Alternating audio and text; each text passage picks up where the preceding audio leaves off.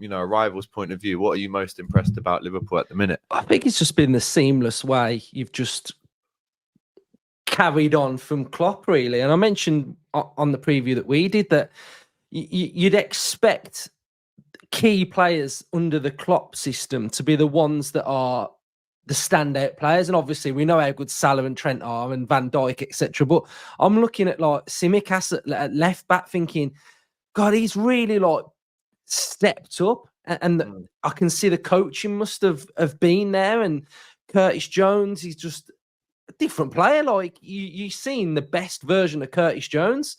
So I think that's really good as well. And yeah, you're fluid, you're dynamic going forward. You have got a different style. So I think sometimes when I watch you, the build-up might be a bit slower, but then you'll have a mad spell against Leverkusen where you just run through them and blitz them. So I think that's been really good. And I think the fact that recently big managers leaving, a lot of clubs are scrambling around to get back on track. And the fact that he's just gone straight in and got you top of the league, 7 points clear of Arsenal.